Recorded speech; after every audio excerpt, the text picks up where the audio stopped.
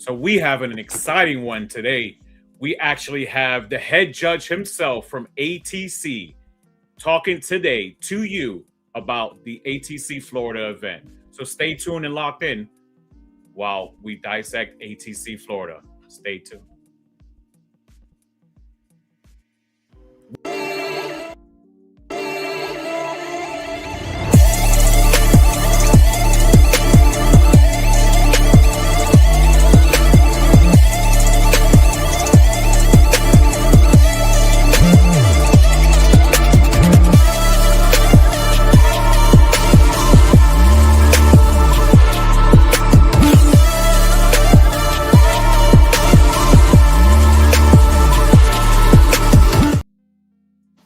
Well, that was absolutely exciting. My wife started calling me on Facebook at the exact moment I started the introduction. So, my bad, my peoples. I love you for that very much.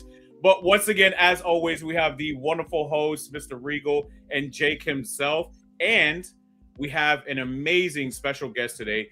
If you've ever watched the show on Onslaught Gaming, you know you've seen JD, you know what he's about. But we're going to allow him to kind of introduce himself, break down what he does, and what makes his events so special. And ATC Florida is the best one. I mean, it is up there. It is up there. I stole that. No, thank you all for having me. As you know, Lewis said, y'all probably know me, but I'm the owner of Away Games. I'm the head judge for ATC. I'm one of the, I guess, members of the NTL Council that we do all the NTL FAQ and all that. And then I do guest appearances with Frontline Gaming or GW or Nova, WTC. I've been around the block a couple times for judging, so that's what I do. So we all know you do a lot more than that. I do. You're more. Listen, when I first met you, so I'm gonna be a little bit more detailed about JD. All right. When I first met JD, you know, a wonderful individual, very charismatic, all about the community, continue to be about the community. Just wonderful to see your growth at where you at now, brother, and continue to grow everywhere else. But I always remembered, you always used to tell me, I'm more than a terrain guy. I'm more than a terrain guy. And listen, you are, and you've proven that through all the accolades you have, all the sponsorships, working with all of those individual or large conglomerates, right? Working with GW, working with NTL, owning your own away games, being a part of ATC, and everything else in a plethora. But what really resonates with me the most is the relationship that I had with you initially at Crucible. For those of you who don't know what Crucible is placed in Orlando, Florida. And JD, about 4 years ago, something like that? 4 years. You were like my first big GT, so.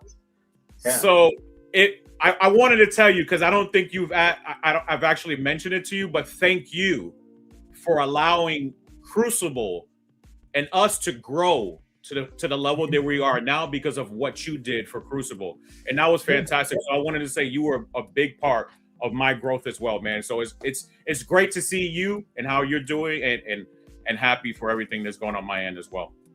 Thank you. I mean, again, you hit the nail on the head. It's all about the community, right? So if we can support and grow the community together, I'm all about that. As you said, and we've seen it so many other places, there's more of these kind of organizers that are doing what we are doing, and that's just good for the community, right? Especially when you have people like yourself and others that are running great events with great training and all that. Like, that's just what the community wants. We're all playing by the same rules, and then we're standardizing too. And I applaud you for I've heard that you're using the NTL FAQ, which is always a good thing. But as the quote unquote that GW always says, is we all want to play the same game, and that happens with community leaders all working together to come together to standardize everything. So, and again, thank you for giving me. I think it was my first GT. Well, I guess my first non-away games event, if you will, because we were just kind of doing our own before, and then we got to guest pair with you, help you out Crucible, and now it's 200 plus players every year. So. No, I appreciate you, brother. Thank you so much, man. You'll always be a part of me and Onslaught, man, forever for that. Yeah. So, with that being said, you have ATC Florida coming up this weekend. Regal, Jake, I know you got a bunch of questions that'll help insight people as well. Also, people make sure to ask JD, ask away whatever questions, all pun intended, away. Ask him all the questions you have to ask. Make sure you try to get that within this segment. It's not going to be long, so try to ask JD exactly what you might be worried about or what you want to know about ATC Florida, and he'll fill you in, right? I know that deadline is on Wednesday and things like that, so take it away, Regal and Jake, if you don't mind, please. Yeah, no problem. I think we'll start from the top. I heard someone who was being exposed to what 40K was this past weekend had no context. That JD as well was actually another event, on Teams, the Cherokee Open, had 430 people, 415 by the end. Someone was asking about it, and they're like, so all 400 of you are playing the same game, which, kind of us is obvious. But, people maybe who know how Teams works, maybe, we can start there. Like, what is a team event versus, your normal, like, GT? Yeah, absolutely. So ATC Florida is a 5-player team event. There are all sorts of team events around. I think the 2 most popular are 5s and 8s. And they're 2 different beasts in themselves. 5 is very popular with, I would say, a plethora of people, as well as 8s. We always say like 8s is probably the more competitive because you have to have 8 players and 8 different armies and all that. And 5s is, let's just say, less of that because you only need 5 armies and 5 players to do that. But in itself, team events are you gather your players, if you will, in this case 5 players, and you play 5 games against another team of 5. There's a whole pairing process. With the NTL/ATC format, we give you 5 different GW layouts, and then from there are 2 missions from there. And then when you start pairing off, the first defender gets to pick the first layout, and then in turn their attacker then picks from those 2 missions what mission they want to play. We think this actually helps out with teams. Because one of the worst things we saw before was you get a layout and then a mission that didn't work on it. Because there's only 8 GW layouts, but there's 20, 18, 19 real missions, if you will, that we play. Some of them just don't line up with the layouts. So we decided to break out the layouts with actual missions that work on it. So in this format, there's 2 missions per layout, and then players can be playing different missions throughout the round 1, round 2, round 3, and round 4, as well as round 5. And then at the end of all that, once all the scores are tallied, if you've scored over 55 points with your 5 players, you win the round. Between 56, so it's between 45 and 55, it's a tie, and then anything below that is a loss for you. And then from that, you're basically scoring 20 points or up for grabs per game, and that's where you get your points per round. Word. I think so. I'm gonna let Regal go and take care of all like the operational questions, right? Yeah. I was really excited to get a chance to ask you some more personal questions because obviously, like, we have our own amazing Lewis, right? He's a goat, right? Love him to death. But I wanted to ask you some questions about judging. And said what? said that Lewis is awesome? Yeah. Yeah, no, I'm just teasing you. That's all. Anyways, I thought I'd ask you a little bit more personal questions about judging large events like this, because obviously I have Lewis's opinions, right? I know what he goes through, pretty okay, right? I know there's some stuff in the backgrounds I don't quite see, right? Some little inner workings past the nails, But anyways, so just a random thought that I had, right? So in terms of like a big event like this, what goes through your head whenever picking the missions, layouts, and all the deployments and stuff, and then also, is there any kind of a is the first, this is a better way to put it, is the first pairing for teams, right, completely random, or do you have certain teams that you try to like kind of pair up depending on like certain matchups and whatnots? All right. So 2-parter. The first part's the easiest part. as Lewis always, probably says the same thing I do. We leave it up to the BCP guys. Most teams, the only time we'll actually repair or redo is if there's like two local teams that are like, let's just say Onslaught Gaming 1 and Onslaught Gaming 2. We'll try to avoid those pairings, or we always call it like the same club. That's in our player back at BCP as well. So the first round is completely random. And then, so as long as you're on the same club, it's completely random. And then from there, we do a match points, which is 2 points for a win, 1 point for a tie, no points for a loss. We do match points, and then win path, and then random. So from there, that's how you'll start pairing and going off from there. But for the first round, it is completely random. We push BCP and hope it all works. And then for the first part of that question, when it comes to the layouts and all that, so we pull all of our layouts and missions from the NTL Winter Spring 2026 pairing. Luckily, we have 8 kind of different layout / pairings. We do double up on layout 1 and layout 8 this year. But it's easier to kind of pull 5 of the different ones because we have 8 to choose from.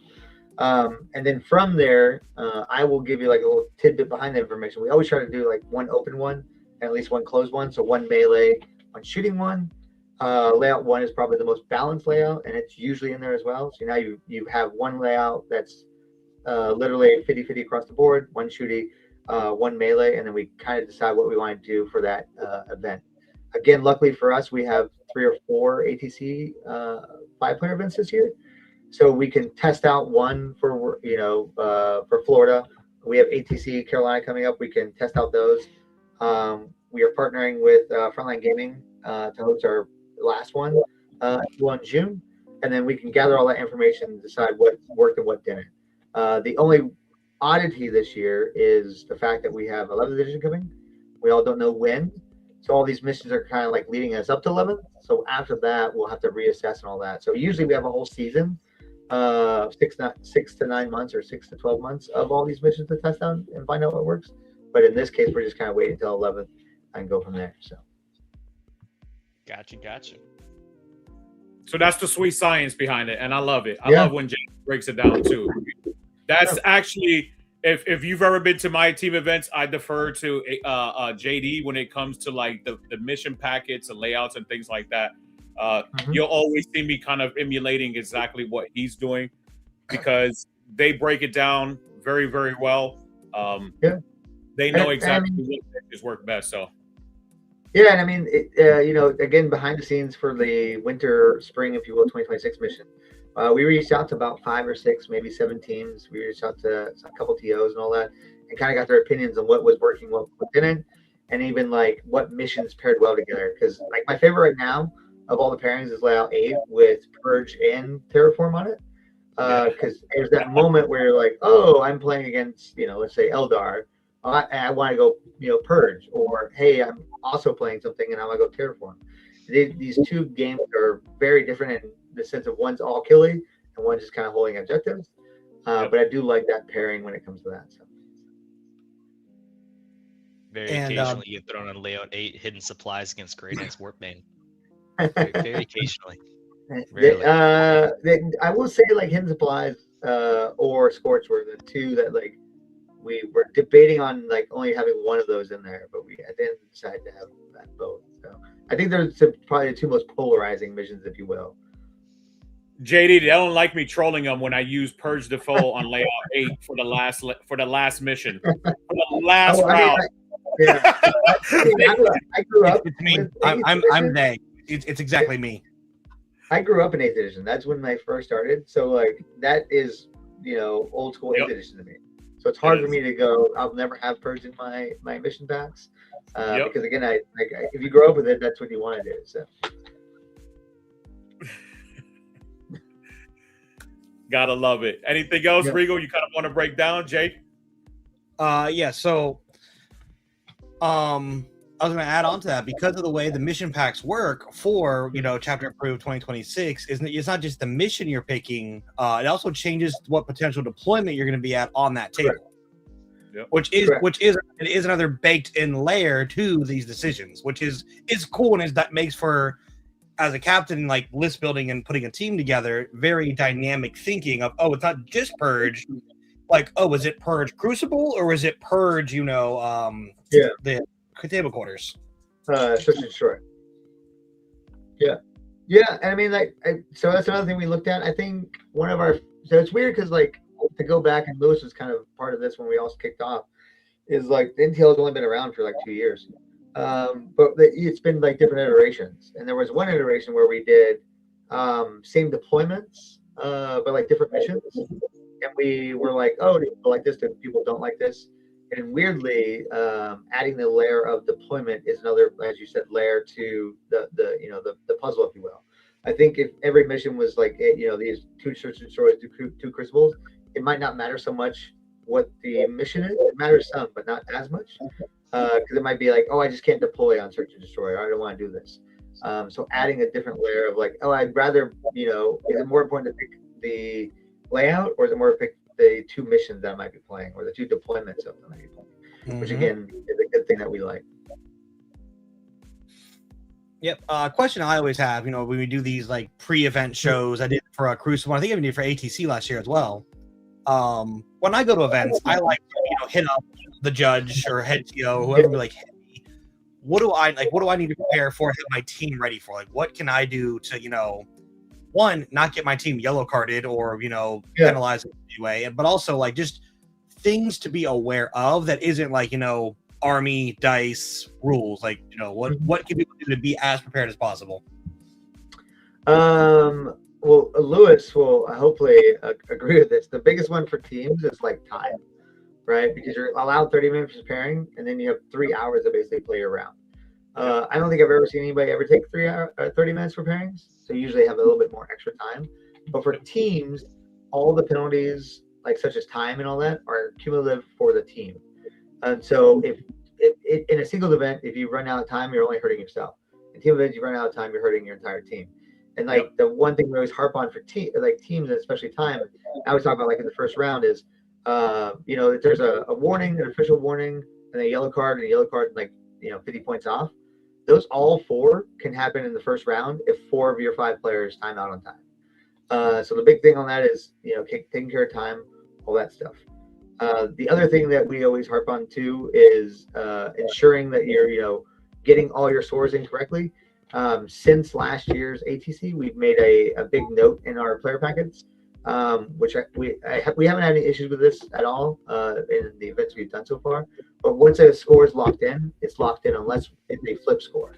The reason we have this is we want to ensure that people are talking about their score and ensuring it's correct before they put it in. But also at the same time, we want to prevent point shaving in the sense of like, I can see what the score kind of is, and maybe I don't want to score as high or vice versa. Or at the same time, going back and talk to your team, and then 20 minutes later be like, I should have got 5 more points for this terraform, right? What we want to do is ensure that the game's complete and are fair and all that. But once you put a score in, we don't want to go and say, hey, you owe me 2 more points here, 2 more points there. So we ensure that the first score is in. One of the things we say is either the captain can put all the scores in, or the captain can go to the players, but then they have to trust the players that they're actually putting in the correct score. So. Very, thank you. Very. Someone did have a question in the comments, and I think it's a good question to ask. They said if they were to bring Sisters of Battle from the Inquisition Codex, Imperial Agents, could the SOB as a main faction still be brought? Yes, as long as they're pulling it from the agents, which I think that's the only place you can pull them from, because they get a certain keyword when they do that, like Agents of the Imperium. The big questions we always get, right, are, hey, if I pull this, can I do this? The simplest breakdown is like all the Chaos factions have their own kind of demons in there. And so if you pull those demons from the internal book, you're not taking from Chaos demons. So you could technically go, hey, I want to take Plague Marines in my Death Guard army. You can still take Plague Marines, or not Plague Marines, like Poxwalkers in my Death Guard army. It doesn't prevent the Chaos from being locked up. But not a double Karos or something like that, right? No big bird. Yeah, because it says you can't have 2 of the same named characters. We had a question from one of your local guys. about Shadow Legion and taking Chaos Space Marines. The big thing on there is if you read it, it says that they add Heretic Astartes to the keywords, but it doesn't replace it. So if you took those, then technically you would close off the Chaos Space Marine book. Most of the ones that you get to keep are they replace their keywords, their faction keywords. So then in turn you can keep replacing them and doing all that. So it's usually for Eldari with like Harlequins and like Yunari, because technically Eldar list, I don't know why you would do it right now, but you can take Yunari in that book and then also have Yunari and Yunari, but you can only take Harlequins in one or the other. Yeah, true. Or you could just take Harlequins as their own thing and stop trying to split attention. Yes, you could. Exactly. But it closes off the Eldar book either way. So. Yep. Yeah. And then you'll still have a horrible weekend because Harlequins are not doing fantastic right now. I mean, funny enough is like the one thing, and we might get that question later, is the one thing I truly love about teams is the fact that you can bring armies that aren't great in singles, but are great in teams. Correct. Right? Harlequins might be one of those things where like on layout 8, it's really good as long as I'm not playing against something that like has no line of sight. And there's so many cool matchups and so many army lists that you can build with like, hey, I know this army is good, but it's not great if it goes against 1, 2, or 3 of these armies. But you can avoid these armies and then, luckily play better that way. So we had another question. Shout out to Recon by Fire, by the way. Great supporter of the channel. And we're also supporters of his channel. So shout out to him for great content, battle reports. What is considered okay table talk for teammates and captains, and what is too much? Ooh, oh man. So too much. There's actually in the player packet. There's a list of like the can and cannot. Yeah. Probably too much a list to go over tonight. Quick time out, real quick. So the table talk we're talking about here, right? So I'm very new to the team setting, right? I've yet to play in a teams event. Actually, Regal's done a great job in explaining kind of like what it is and how it all works, right? And so I've got it down, right? Now the table talk, right? Are we talking about like team captains coming over mid-match, right? And kind of like having a discussion, or are we talking like a post or pre-game kind of discussion stuff? During the game, during the game talk. Yeah, got it. I just needed that for my own mental, like while you explained it, so I can image it. Sweet. Yeah, because like continue. one of the cool factors of the team is you can check on your teams and like, hey, maybe I'm playing defensive, but all of a sudden your team's losing, and you're like, well, we projected, if you will, 10 points, but we need you to get you 15, right, to do better. So now you want to push, or it's vice versa, right? Somebody's going, projected like a 10-10, but now they're getting a 20-0, and you don't have to be as aggressive because, either way you're going to win this round. So that's kind of, I think, the table talk they're talking about. Again, there's a whole list of like the cans and cannots. The big thing I will harp on is whatever you're talking to your teammates about, you have to have a player or their captain hearing it. So you can't pull them off to the side and be like, hey, this is what's going on, blah, blah, I need you to do this. Every communication has to be heard by somebody from the opposite team, whether it be that player you're playing against or their other team captain. The other thing is like, you can ask scores on all that, like, hey, what are you projecting, blah, blah. But again, you have to be able, the other player has to hear, right? You can't whisper, hey, I'm thinking of 10 or 12. There are like a big thing that you'll see in WTC and a couple of the teams are clipboards.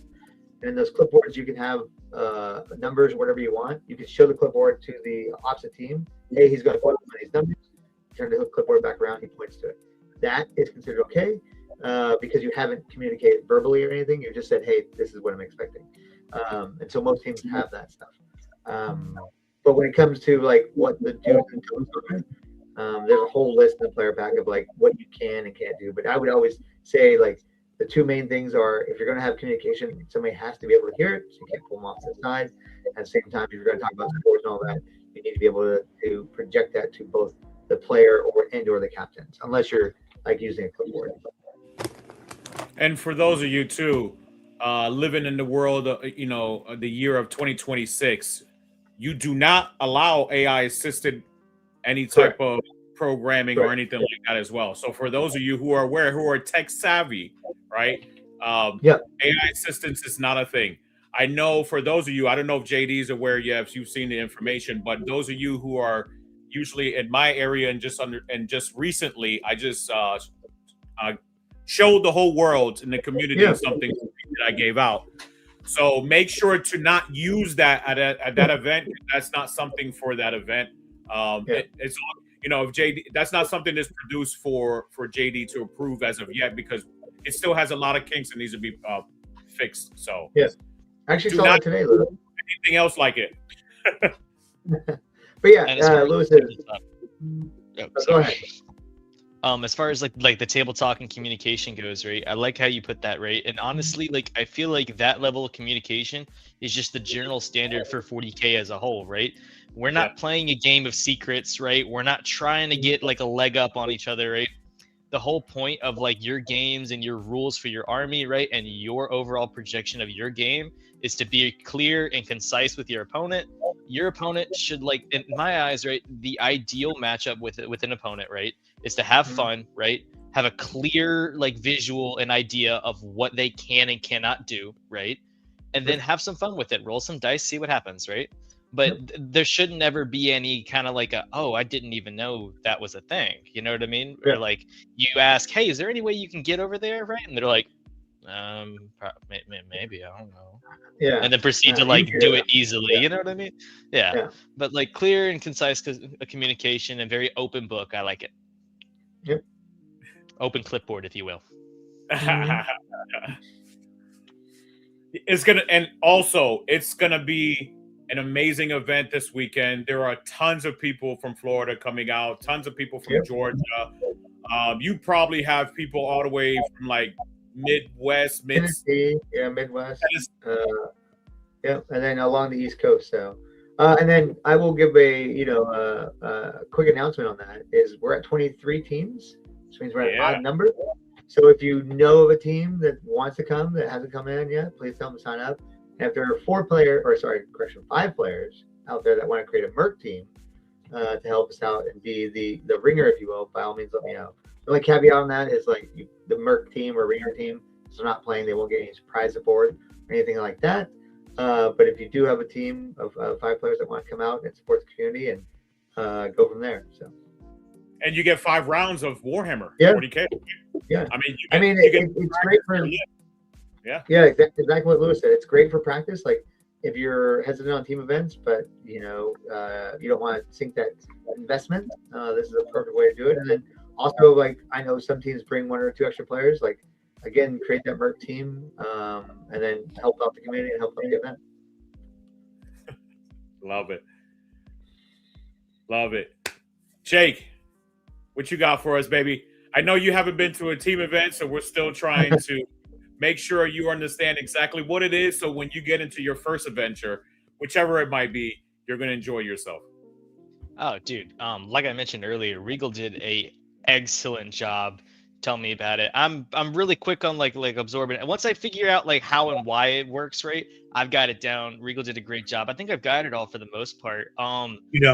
There's so much more. I'm so sorry. I'm sure. But that would be stuff that you neglected to tell me about, so that would be your fault. But I guess well, there are 2 questions in the chat. So there are questions in the chat. How about you do that and I'll think of anything. Yeah. So the breakpoints. Yep. Yeah. Are there any breakpoints where a player should start to make high risk, high reward plays to get their team more points? I would say that's all based on a team, right? At the end of the day, the team's got to decide that. Usually, a team goes, hey, we're going to this matchup. Once all the pairings and all the deployments and layouts are set, they'll come kind of together and go, hey, what's your projection here, right? And let's just say we all say 10, that's 50 points, cool. And then from there, just say Jake's projected at 10, and then Jake starts getting a 0 or is projecting that way. Now the team has to go, okay, we got to clean up 10 points somewhere, right? And so I would say that's where that break point is where you've kind of projected yourself. If it starts falling one way or another, is when you either push or more defensive. Like, again, the opposite, right? Say Jake's, projected 10, and he's got 20-0 in 2 rounds, right? And the game's over. And you're like, cool. We don't have to push as hard as we were going to do, or we might not do everything else. But that's all kind of team communication and what's going on that. And just a quick comment from State. I'm already a robot. I don't need to. The AI telling me how bad I am already. Oh my gosh. Yeah, it's gonna be fantastic. Go ahead, brother. Go ahead. So, going into the next question, it said, do you prefer 20-0 or more 12-8 matchups? As both a captain and a player, I'll tell you the best thing you can do, kind of piggybacking off what JD said, is no, if not your whole matchup matrix, because that's entirely too complicated. Not everyone has time for that. Just know what you can do. Know, like, hey, purge the foe and linchpin. Maybe I score in the 40s to 60s. Taking a hold and hitting supplies, more of an 80, 95 game. Just let your captain know, like, your realistic thing. Don't go, oh, I heard orcs are bad, so I'll 20-0 them. Yeah. Go over 2 hours into the match and be like, hey, so it's like an 18-2 in their favor. I kind of messed up. Yeah. So that's another thing I really like about teams events that you were telling me about, right? Is these pairings, right, and these conversations you have, right, with keep in mind those realistic expectations, right? That's your time, like, as a player, to be like, I know that I, as a player, perform really well into this army on this layout like that. If you put me in, like you telling your coach, if you put me into that particular matchup, I can probably on average do this and perform pretty well, right? And that's you getting to, like, make those goals and set those standards for yourself and then prove yourself and try to live up to them. And if not, you have a good time, right? Like, you pick your battles, you learn, you shape, and you evolve. I like it a lot. Yeah. And I was going to say another big thing on that is, like, those 20-0 matchups and those 12-8 matchups. So the best thing about teams is, like, every point matters, right? For singles, right? If I'm scoring 85 and my opponent's scoring 75, point differential doesn't really matter. But if, like, you try and get the most points, that's great. But in team events, you can be like, hey, I'm just trying to get 4 points here, right? Because I know my other guys are going to get all the points they need. And maybe it's a bad matchup, but you're the one jumping on the grenade, right? Like, hey, I'll take, this army off the table. I'll take Tau off the table and scrounge 4 points. And those 4 points could be the difference between, win, loss, or a tie. So again, that's why I enjoy it. But to, like, directly answer the question, probably the 12-8s are more fun to watch and be a part of. But again, like a 20-0, especially in a 5 event, if one player gets 20-0, all they need is 25 more points to even just tie for the round. So if you look at 4 players and go, hey, y'all get 25 points, that's all they need to do. So kind of segueing into our next bit too, right? So something I thought was really unique about teams events, right, is obviously, right, we have our own current meta of what's going on in the 40K world and everything, right? However, in a teams event, you have these armies that aren't necessarily meta per se, right, but are still a very popular army of choice just to be, like, for an overall team build and stuff like that. I wanted to get your opinion on that and what do you think some of the top armies for teams are, and or some of the, quote, must takes are, and how that differs from the meta in your opinion. Okay, so I'll answer that with, like, kind of a deeper dive too, right? Because usually in team events, there's kind of 2 mindsets in this, and when you're starting to build your list, there's either, hey, we know this army is going to be here, right? Or we know these 2 armies are going to be here. And either A, we pinch them, and instead of we're building 2 lists to go after said armies, like Catan Nightbringers might be the army everybody's pinching right now, right? And so they build 2 lists, go, hey, we want one of these lists to get into it. We know it can roll over them, like a 15 plus. And so now that's where we're getting points from there, and then we'll worry about kind of everything else. The other idea is, hey, we know what the meta lists are. We're going to avoid those meta lists and play the other scoring game, right? Like, we'll let somebody, get our 20-0 or whatever against Catan. We're worried about the other 4 games going, hey, I want to go get, like, the 15 plus points. But then, as your question asked, like, what do you think the top armies are in teams? It just depends, right? So theoretically, Catans are really good right now with Necrons, but then Knights kind of counter that. But then Knights get countered by other things, right? And then you have, like, the Ultramarine builds, which are all good. I think the good thing I think that teams brings is the skew list, right? So most Ultramarine players won't bring 18 Bishop's Guard. But by God, you can get layout 8, with 18 Victor's Guard, great on you. Or layout 7 with, 18 Victor's Guard, good on you. And then you have, like, layout 2, which is, a shooting army stream. Tau is really good right now. It can kind of play on both, but, like, Tau on open on 2, against going against hordes or something that's across the board. Really good against that. Guard is really good right now. You can either do the whole bolt build with kind of holding on layout, 4 or 6, or you just go tank heavy and go from there. And the other one, like if you know somebody's going to bring hordes, do you counter with hordes, or to match that, or do you just say, hey, I'm going to build something that stops hordes, right? I'm going to build Eldar with 30 Hawks that just kind of block in front and let me score primary. So there's a bunch of different builds. It's hard to say what the 5 best armies are. I always think it's cool to see like Grey Knights in team lists, because not a lot of people are prepared for like the Ubby Downy on that. Yep. And while it's not great in singles, it's pretty good in teams. So it is. Yep. That's just like World Eaters. World Eaters get a power up in teams as well. Yeah. Well, especially because you get to pick table, hopefully, right? That's the power up is the table. Is the layout. You get the proper layout. You get whatever you want. You're good to go. Yeah. Yep. I know I lived in the stars for twice because of that. Good captains and great opportunities on great layout submissions. So Regal, one of them. So matter of fact, you were the head judge for that event, and James. And James, from Gateway. Shout out to Gateway, man. Love that guy. Yeah, I mean, because you got best journal with Warriors now. So yeah. I think that's the cool thing about it, right? Like, is the ability to play that idea and then understand, like, hey, I want to be first defender because I have an army that needs to pick which layout I get. And so that in itself is a whole pairing thing, right? Yep. To answer Jake's question, not nearly as professionally, the best army for teams is Recon Guard. 300 guards on any of the layouts. You brought 4 Catan, 300 bodies. Do it. Yeah, I mean, I don't know if everybody wants to pilot 300 guards, man. But I will give a shout out to Nemo, and he had a fun question of how many primary points were scored against him. I think it was against in Worlds or at the team event, and the answer was 0. Yep.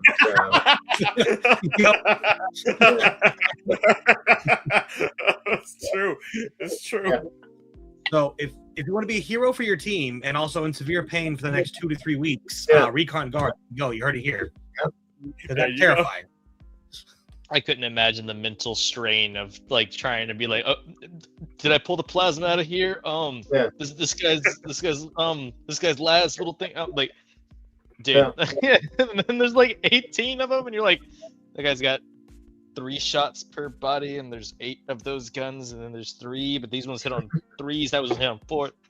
That's a lot. But that's a lot. Also, more towards JD thing, like using his event for example, layout 8 has mission G and mission O, which are both terraform and hidden supplies. And let me tell you, you just take 30 Terminator bodies and you just say, I'm here, I'm scoring primary, do something about it. And this is also where pairing comes in, because you can pair down to that. Like you were talking about by pinning armies.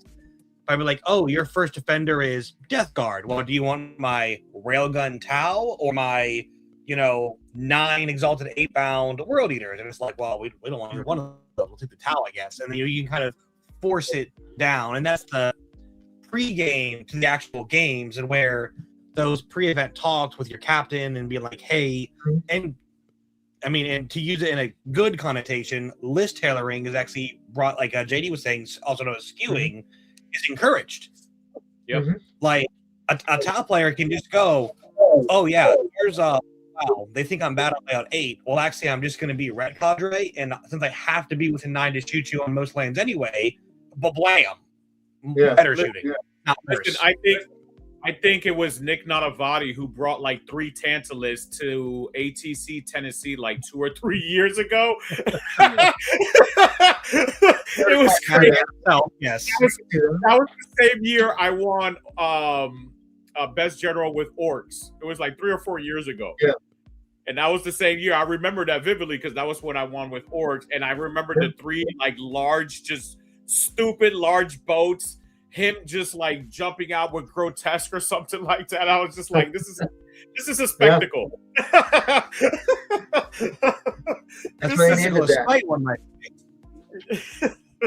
very Well, I scintillating. think like again, like as a world leader player, Lewis, like teams allow you to bring like 60 berserkers. Like you probably wouldn't bring that in a singles list. No. But if you can avoid things that kill 60 berserkers, you have a great time with that, right? So, Yeah. You definitely kill a 300 recon guard really quick. true. Just saying. You got the But- recon guy. Hey, I'm your Huckleberry. You think so until they all got like 3-up saves with cover, and there's 300 of them. And you're just like, oh my god! It's Listen, it's sir. worse than it sounds. Listen, sir. The last time I checked, you don't get cover from chain swords. Okay. Oh yeah, you know, the notoriously AP0 weapons. Yeah, okay. AP1, sir. AP1 for chain swords. But yeah, no. So and it's cool because like JD was talking about earlier, the layouts / deployments and missions where you're the defender picks table, attacker picks mission, really helps balance that dynamic of like who got to pick the table, but I get to pick the mission with the armies. And but you can say, you know what? I'm first defender. We're putting myself down. I'm going to go down every time. Give me layout too. Like I'm Tau first defender. You know what?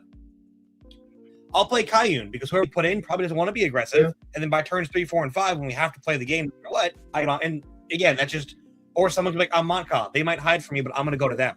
Like I'll make it their problem. And even if I die, I'll be so great. So there's many different dynamics depending on the table you want, the needs of your team, the type of player you are.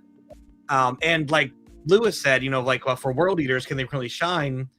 You're like, Tau, like, I'm not really good in the knights. I don't really do a lot of damage. I don't wound well above T10 or whatever.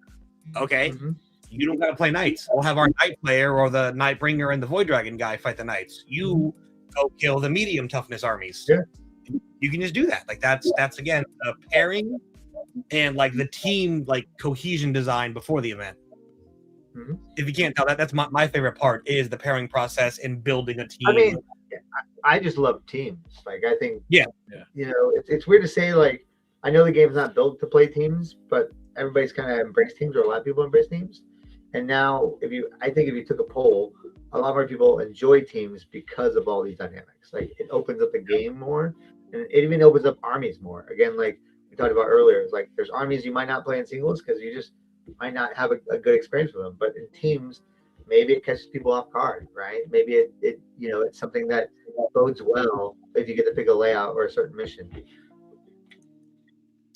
I'm personally preparing for the 1 or 2 teams to have just the flock of birds on the layout too. Like, no, you thought it was Tau, but it's birds instead. Get wrecked. Yeah. Because they could be. And then those birds are also just as good on layout 8 because it's like, oh yeah, he's back here, but my pink horrors are stringed up to see you anyway. So blam. Yeah. So again, I mean, most armies usually, or most teams usually say, hey, these are the 2 armies, or these are 2 layouts I want to be playing, right? So again, if you're first defender, if you lose the roll off, you're getting second table choice, and maybe you don't get your first table choice. So then in turn, you're like, I can play on this or this, or this or this. But again, that's the cool thing about building the list in team environments is you can go, hey, these are the layouts I want to play, regardless of who it's against, or these are the armies I want to play, regardless of what the layout is. So, yep. And then so we've been saying first defender, attacker a lot. That goes back to like roles in the team, and also to the point of every point you score matters. We lost him. He was talking too much. His device couldn't take it anymore. Yeah. But what maybe I was going to mention is like, there he's back. He's back. Yeah, I don't know what keeps happening. The Matrix. What I'm going to say is like Death Guard is a great like blunter army, right? Yes. It just goes and gets point, right? So people go, hey, I'm going to take this army, and all it is here to get like 10 points against any army it goes against, right? So. No, you're not invited. Frontline Gaming. They're definitely invited. That's my boy. Sorry, it might be your channel, but it's in the band. Calm down. Tell them Exactly. to gather 5. Jorge, gather 5 frontline, make a frontline gaming team. Hurry up! You could be the Yeah. Mercs. Yeah.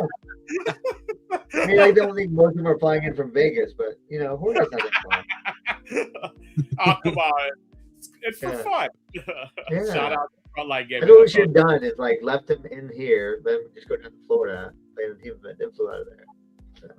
So. Love it. Shout out to them. But yeah, no, team events are awesome. It's more of what like most people I've talked to love about 40K. It's more playing with your friends. It's it's more of what most people play 40K for. Yeah. And it also takes the sting away from like losing, because even if you lose, it's like, hey, I'm going into a bad matchup, but like instead of getting 20-0'd, I can get 12-8'd. And you're like, oh man, sorry, I got 14-6. Like, hey, they still didn't get the 20 they thought they were going to get. High five, hell yeah, man. So that it's just fun. It's good. It's and there's value in everything you do, even if you fail, to do as much as you wanted. Yeah, I And mean, listen, I think anybody wants to play with their friends, right? And that's where team events come from. So. That's exactly what I was going to say. Great segue, JD.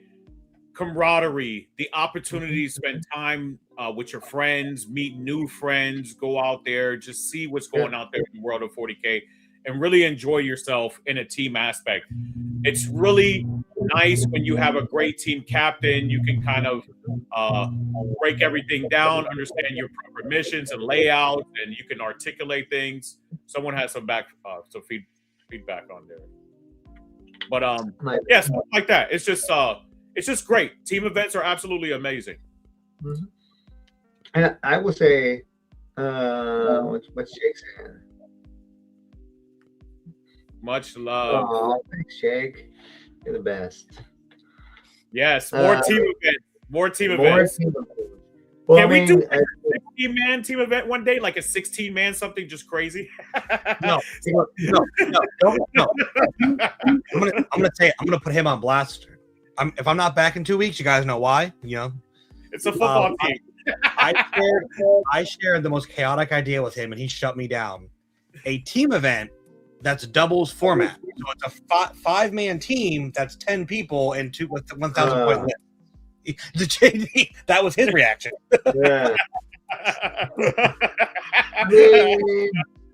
But he was over here with 16-man team event. That's not fair. 16-man is bananas. Like, dude, you got to have like 1,000 people just to do it. Yeah. So it's gonna be crazy. JD could do that. Like JD, FLT, DW. Yeah, we'll figure it out. You heard it about first, folks. Second LVO team event coming up. 16 people. Yeah, see? Oh my God, that would be awesome. Yeah. Well, there's 23 factions right now. Wait, 8, 16. Yeah, 23. It'd be 23 on 23. I'm in. Space Marines. All Space Marines. Come on, Chaos. Where's the Chaos love? Well, I mean, there's only one Space Marine faction you can take. You can take all 5 or all 4 Chaoses if you want. So, and I mean, Team USA did that last year at WTC. They took basically all 5 forms of Chaos. So, did they really? Yeah. Love it. See, that's why I love it. They were good. So, and I mean, they're still good. Titans. What a mad lad. Yeah. And I know on Lewis's side of things, the thing we appreciate, Lewis, as TOs and judges, is I will stand behind this. I think there's less judge calls in team events.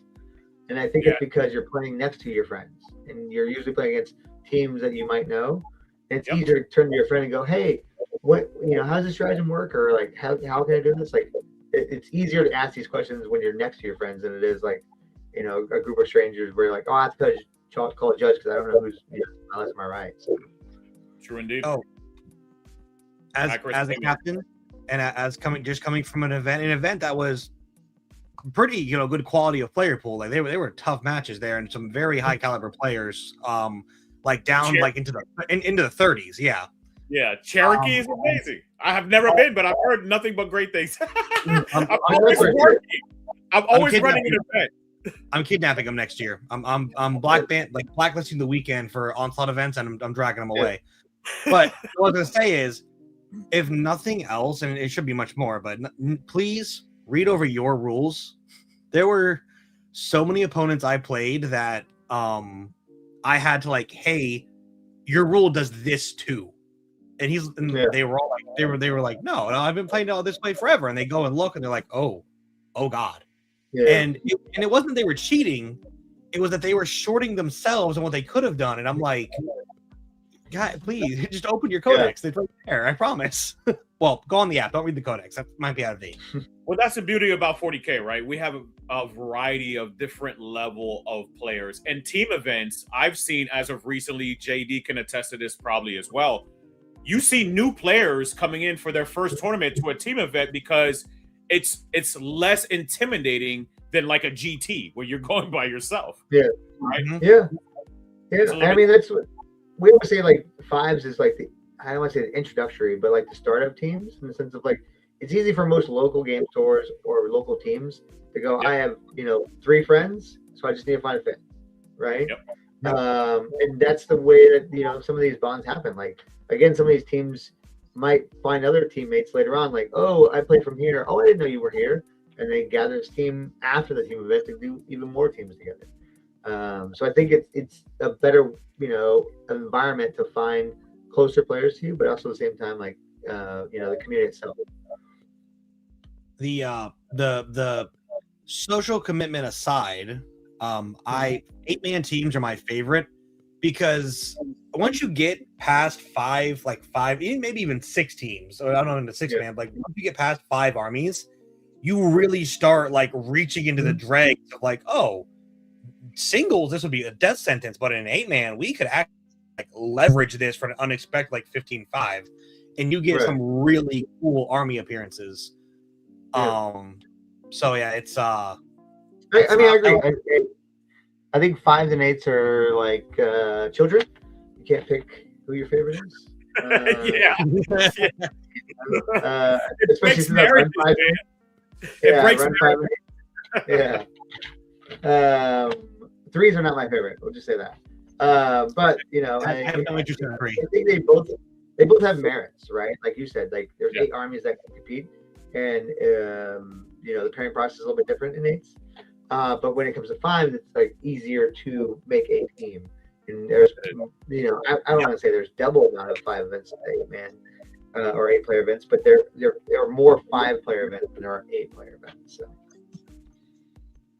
So JD, when you get to play, how often do you get to play? Which one do you enjoy the most, 5 or 8? You personally? What you just said. Pick a favorite. Yeah, it's hard to pick a favorite. I don't know. I'm trying to think of the last team event I played in. That's more what I'm trying to get to. Yeah, your last event. You not being able to play as often. I know. But, well, fun fact, I played in a little RTT like the second weekend of January. I had like a weekend off, so nice. I got to play a little local RTT here. So, but I will say I'm trying to play more games like in person, usually like the night before an event or something like that. Because again, like you probably know just as much as like, if you're running a bunch of events, you don't get that time to go to the GTs and all that. So I'm trying to do more in-person live games, but at the same time, I probably TTS, twice a week, just to keep the skill sets up. And the best again as a judge and all that, as it's like playing TTS, you're like, oh, I didn't know how that's what that army did. Cool, good to know, sort of thing. So. Yep. No, I agree. We didn't want to hold you, JD, but are you good, brother? Continue on. Can we ask you a couple more questions? Absolutely. Ask away. All right. Thank you, brother. I apologize. Oh, you're good. Next, have a great time. Next Onslaught event you go to judge, because that's the next event out. Next couple events I'm going to are Onslaught. If you're there, I'll play the night before. I would love to. Well, I mean, I don't know what my schedule looks like, but yeah. Yeah, no, I'm busy, but like, hey, that night before a tournament game, I'm stoked. Yeah. JD is always welcome to play. Absolutely. Yeah. I got you. But before we continue on with that, we're going to pay the bills real quick. and we'll be right back. And this is a great introduction to away games as well. So make sure to grab your terrain. Welcome to Big Bear 3D, your ultimate destination for top quality terrain and weapon props. Whether you're setting the stage for your next epic battle or enhancing your collection, Big Bear 3D has you covered. Don't forget to scan the QR code to explore our full range and bring the event home with you. Happy gaming! Big Bear 3D is excited to collaborate with Away Games, bringing top-tier competitive experiences to events across North America with our adaptable, modular event tables. The Away Games event table, official for the American Team Championship and standard for the National Tabletop League, can now bring the event home. Pick up the Away Games 2024 event table to replicate any layout featured in ATC or NTL circuit events. Big Bear 3D is thrilled to offer sci-fi weapon props and raw part kits, printed in PLA plastic with all necessary assembly hardware included. We've also partnered with Hobby Goblins to provide assembled and painted prop kits for our customers. And don't forget, bring the event home with you. So, JD, that was my best impression as being an advertiser. Well. You know Big Bear, right? So yeah. this was I don't know how long ago this was. This was like in the middle of our relationship when I've known you, right? So I'm like, Big Bear's like, helping me out. Shout out to Big Bear as well. He's a great support system for both me and JD. I know he does a lot of work with you. With that being said, I was showing him the video and he was like, no, you need to put some more gusto into it, man. Come on, man. He's like, dude, you gotta sell it, man. You gotta sound good. And I was like, do I sound robotic? He was like, yeah, pretty much. Your pitch is missing. So I had to redo it like 20 times. And that's like yes, that's the best I can do, brother. Yeah. What were you saying, Rico? I said, I'm gonna buy you like get you a custom Away Games cloak and just like green screen you over it, like just cloak flowing. That'll get people attention. Yeah. Justin, I believe this is Justin from Plasma Minis asked, will there be swag at ATC? There will be. There will be swag. And then so fun fact is, and Lewis knows this, so I stole this idea from him. I give him all the credit every time I talk about it. Is we'll also be giving raffles. So every time there's a loss, you get a loss. You get a raffle ticket, and then we give away usually GW product to raffles. And it's like the thing we always say is like, the first, second, third, the winners kind of get trophies, and then the the people with their tickets get GW product. So there you go. Also, but there will be a bunch of swag and all that. So to add on to that, JD has some beautiful trophies, and on both ends for players and TOs, it is so many trophies because you have to get faction trophies. You have to get for 15 people. If it's only a 5, if it's 8, then you have to do 24, right? So plus whatever factions. So with that being said, for those of you who don't get great opportunities to get that, that I've accomplished a goal feeling, team events is also good for that as well. So it gives you that motivation to continue to play on, because if you can win best in faction like World Leaders or Sisters of Battle, right? So that'll continue to motivate you as well. So just letting people know that so many factors of team events are absolutely amazing, and JD just really ramps it up with his trophies. Well, thank you. Yeah, so we'll have first, second, third for teams. We'll have best overall, which is just the highest, win rate, if you will. We'll have best painted, but we also have teamed up with Routcan Studios to give out first, second, third place on that as well. Then we'll have best super factions, which is Imperium, Xenos, and Chaos. And then as Lewis touched on, we'll have best in faction overall. So you'll have 23 of those trophies as well to give out. With if agents show up. If agents don't show up, which sometimes they don't, I just take that trophy home and do it all over again. So, He had the same lonely just gonna trophy, say, agent there's trophy. like 7 of them. 24. I have 7 of them. Dude, I'll make my own agent army with them. Fun fact about last year's Crucible, no one brought agents. So actually, Yeah. my roommate got no one brought sisters. So my roommate got best in faction sisters because Yeah. Lou was like, I don't want to. I'm not taking it home. Like I want to get rid of these. I got them to give them away. So There you I'm go. like, hey, here, roommate, your best in faction sisters at the event. There you go. He was a ringer, right? He was a ringer. But no, what I was going to say to touch on that as well is kind of what Recon said here is that even though like we talked about the camaraderie and the friends, and like even if your role is the blunter, you can still be like, all right, I can still get best in faction. I could still like score the points for my team, and also after the 5 rounds, hey, I did get best in faction Death Guard. So there are like you said, motivations, even if it's not victory after victory. This is Chris Frosty, by the way. I saw he's gonna do agents to fight you, JD. Bring it. I mean, I think last ATC Florida, what's his name? Plays for like the Florida Alliance. Charles. Yes, Charlie. Charlie Flowers. Yes, I love Charlie Flowers. Love you, Charlie. Yeah. So he brought agents that did well with him. So yes, he did. Yeah. So he went undefeated. Actually, if you're going trophy hunting and you really want one of these factions, go with these obscure factions, if you will. I would suggest GSC. No one's touching GSC. Even the GSC specialists are not playing GSC right now. Yeah. How's your time? All you gotta do is show up. There it is. Here's your moment. And also, for all of you playing Space Marines, you deserve it. Because there's gonna be. You said there's 24 teams.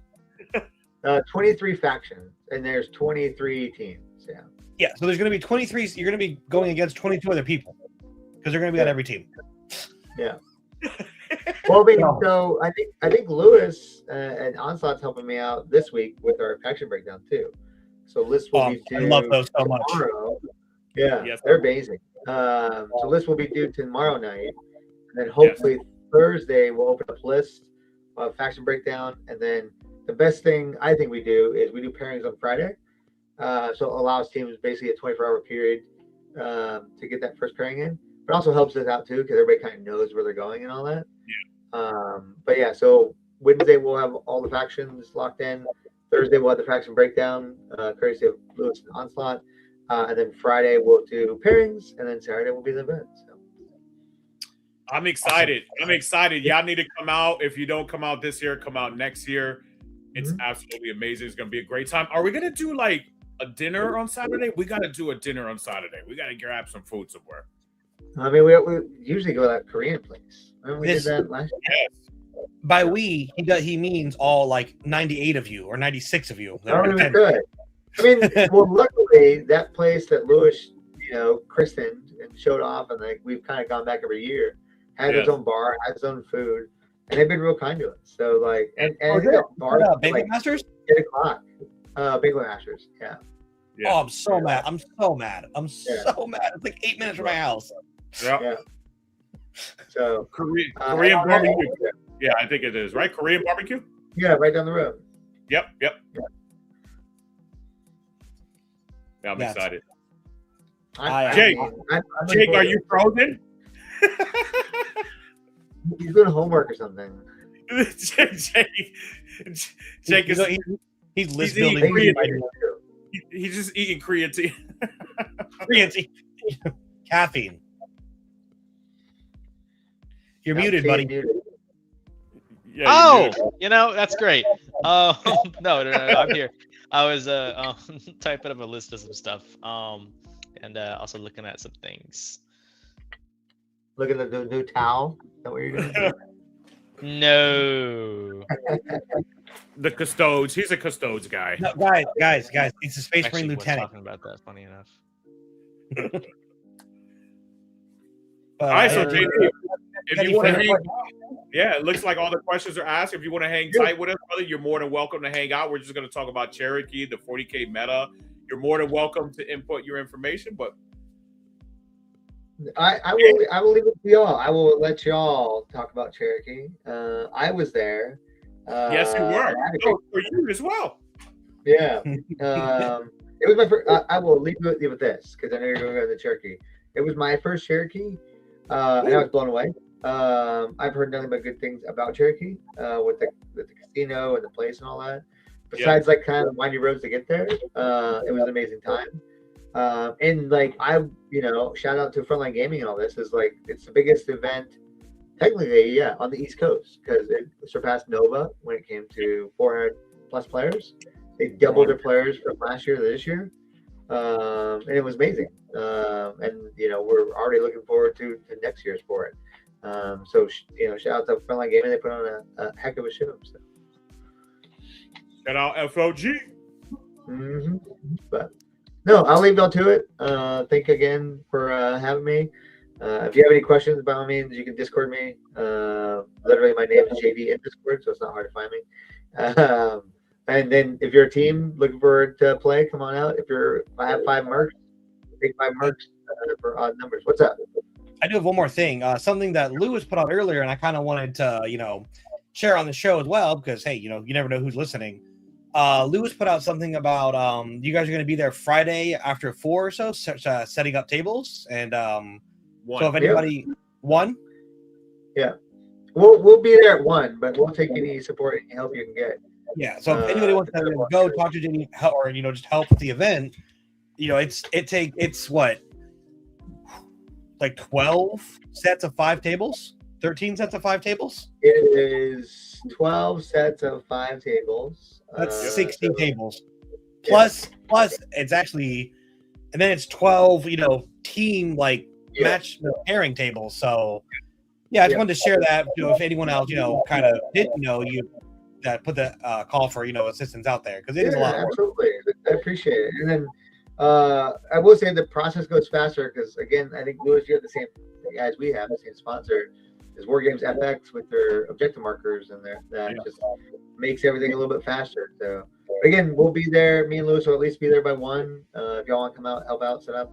I think the doors close at 6, so just be aware of that. So show a little bit after that. But if not, then I'll see y'all on Saturday morning. 8 o'clock doors open. We have captain meeting and we go right into it. So yeah, excited, baby. Yeah. Thank you very much, JD. Round of applause. Thank you for having me. I appreciate it. Looking forward to meeting up with you. Dick, nice to meet you. Hang out with you. Regal, always a pleasure. I'm sad you're not going to be there, but me too. Lewis, I'll see you days, man. Take care, brother. Much love. Peace. Have a good one. First of all, Clay, if you got a camera, come join us. You were at Cherokee. One more time, shout out for JD.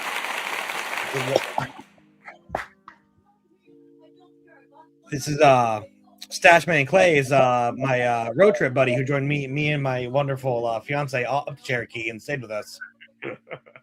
Tolerated us is the way I would word it. Tolerated me. She was a treasure. It's not us. It was me. It's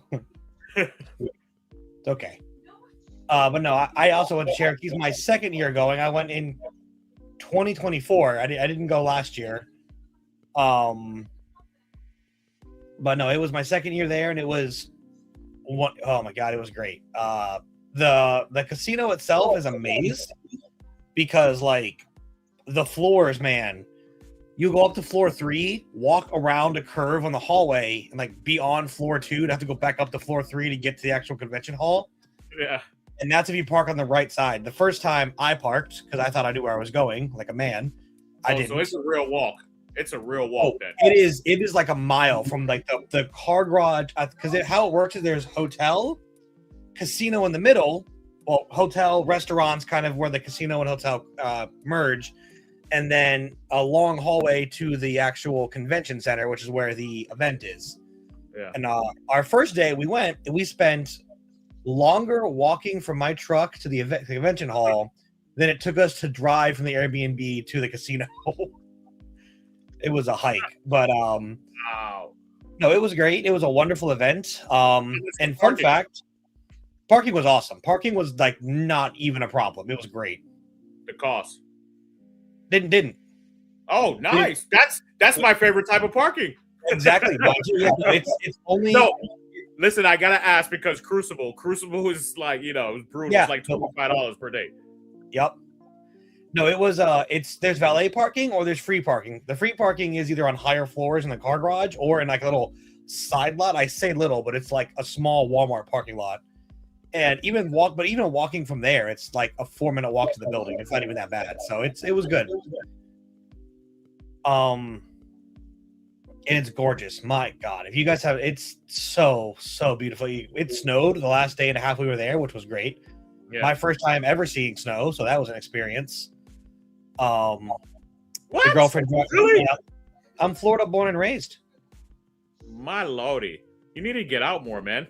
I am. I'm You have a sandbox.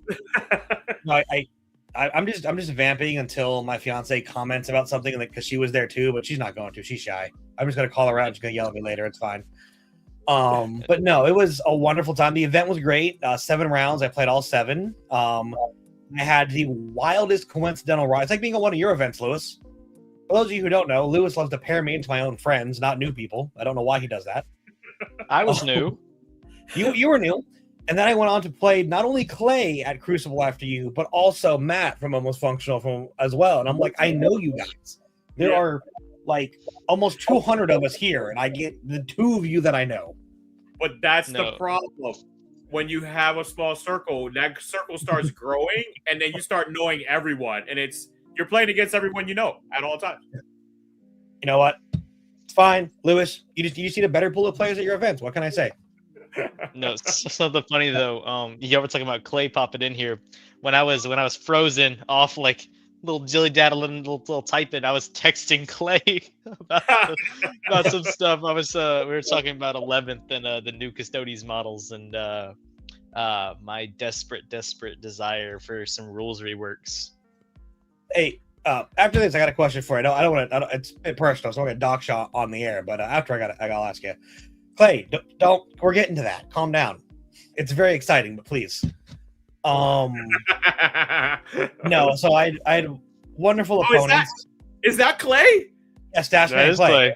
What? I love you, Clay. Big heart. I was just like talking to the ether, like Clay. Your spirit is with us. Yeah, I thought you were talking about him, like in third person. You were texting him and stuff like that. I didn't know, man. I was talking Shout out to to you. Clay, one of the most beautiful people, man. Shout out to that man. When I said get in here, he's like he would, but I got a camera. So, but yeah, no, it's round 1 and 2. I played brothers back to back. That was fun. My first opponent was a Grey Knight player. But a wonderful game. Yeah. And then he was telling me that his brother plays Eldar, and he brought 15 Fire Dragons and Fugit. And for reasons I'll get to a bit later, I did not want to go into that list at all. Yeah.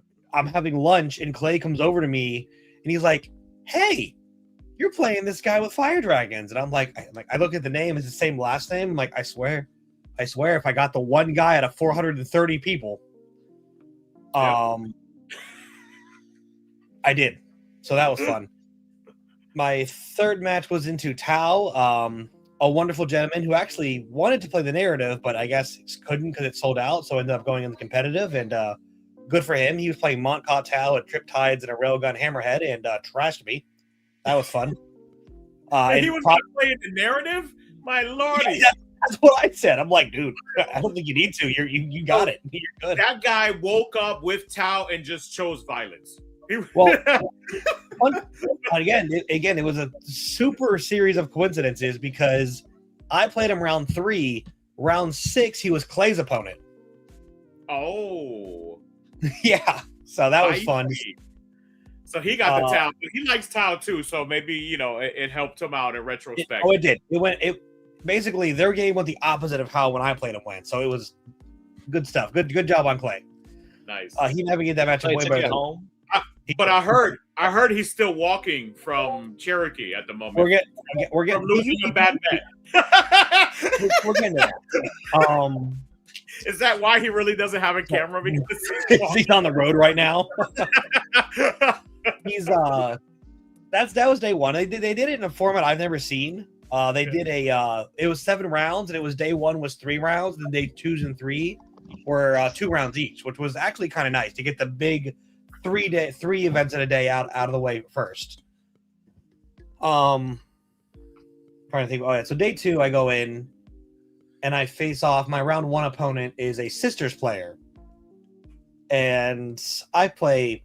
For those of you who have not or new here, haven't heard me talk, all of my friends play, Tau, Sisters, Eldar, Grey Knights, World Eaters, and some variations of Space Marines are like the main 6 armies I play, and Knights and Chaos Knights. I put them together. My first 6 opponents were all of those. This was a Sisters player. He had Vol and Vol guns. It was Hollowed Martyrs, which was cool. He's revive a character trick, bought him like 9 extra points on primary, which was super nice. So everything you didn't want. On the outskirts of Atlanta. What's funny is basically stopped the outskirts of Atlanta for like 3 hours for lunch. So we were there. Would he technically be like around Atlanta right now? When did no. If he was walking, he'd be in Florida by now. Really? Okay. Hey, he could be sightseeing. Wheelies in the Buc-ee's parking lot. Stopping at Buc-ee's. He could be stopping at Buc-ee's. No, it was his and my partner's first time at Buc-ee's on the way up there. And they were like, "What is it?" I'm like, "It's an experience." I'm like, "I'm not even like a huge Buc-ee's fanboy, but it is. You just have to see it." You gotta get the brisket burrito. That's the move. We did. It was delicious. Yes. Brisket on the board. Behind the scenes action. My fiance's out at the kitchen table painting models, and I just heard her from down the hallway.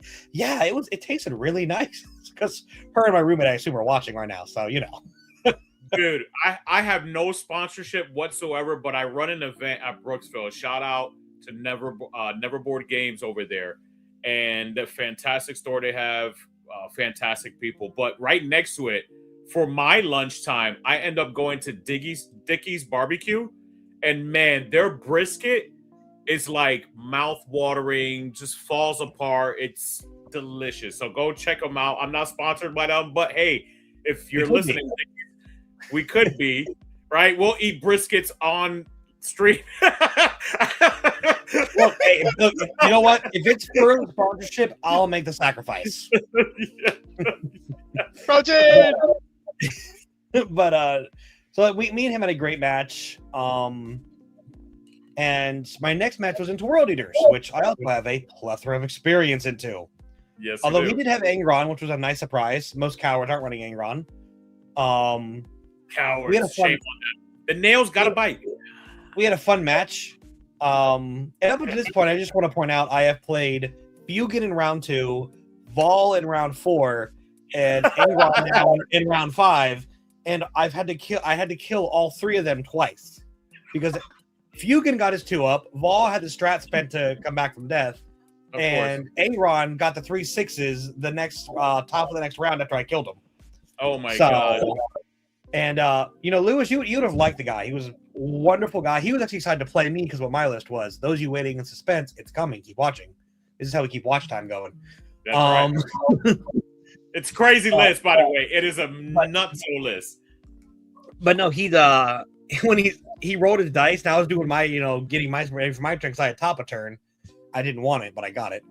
And all I hear him, he's like, "Oh, Dad's back," and I'm like, "Oh God, I know what that means." I don't want to kill him again. Oh no!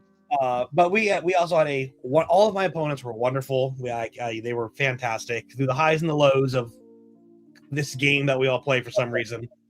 And then so that was the end of day 2. Going into day 3, my round 1 opponent was Dark Angels, Gladius, not Wrath of Rock. I put the line in the dirt like the dog he is. And then I proceeded to not kill a single other unit all game because this guy could roll fours like no one, I believe.